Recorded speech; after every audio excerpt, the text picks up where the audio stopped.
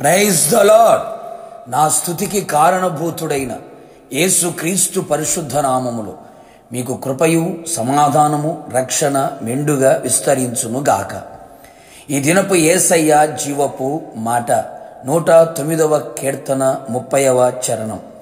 నేను యేసయ్యకు మెండుగా కృతజ్ఞతాస్తుతులు చెల్లించెదను.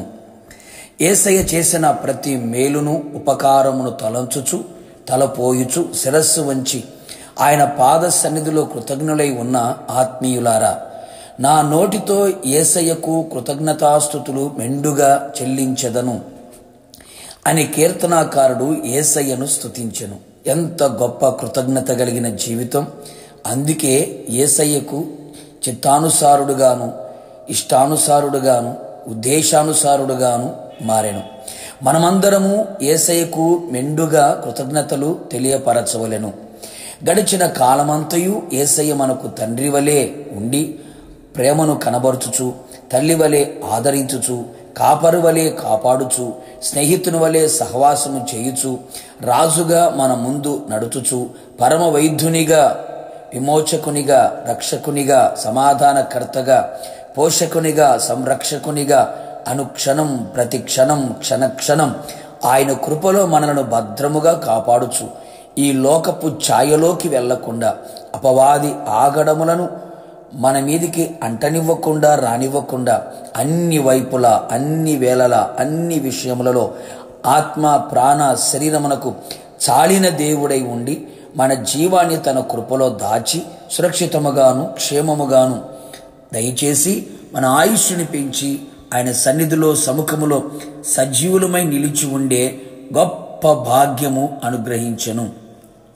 ప్రార్థించినప్పుడల్లా సమీపమై కృంగిన వేళలో లేవనెత్తి అక్కరలు అవసరములు తీర్చి వాక్యముతో వాగ్దానములతో ఆదరించి ధైర్యపరిచి బలపరిచి కన్నీళ్లు తుడిచి పవిత్రపరిచి హెచ్చరించుచు నడిపించుచు వచ్చెను.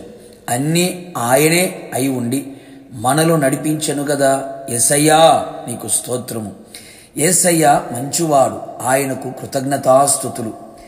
మనము మంచివారము కాకపోయినను మంచితనము మచ్చుకైనను కనబడని మన జీవితములను ఆయనే మంచి దేవుడై ఉండి తన మంచితనము చేత మనలను ఈనాటి వరకు బ్రతికించెను, తన కృపలో దాచెను, ఇలలో సజీవులుగా నిలిపెను.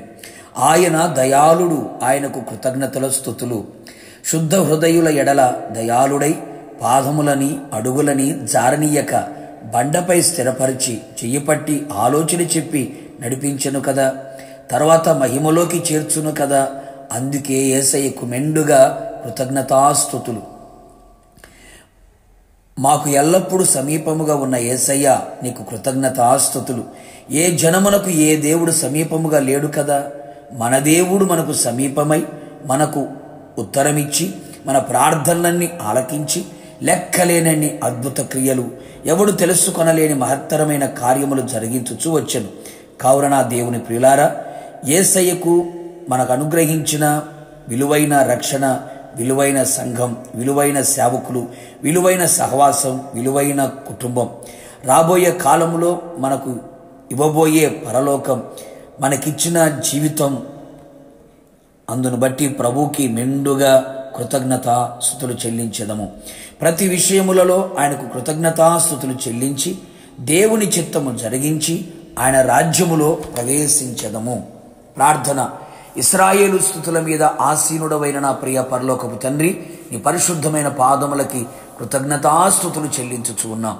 గడిచిన కాలమంతయు మమ్మల్ని అందరినీ మీ కృపలో దాచుకున్నారయ్యా.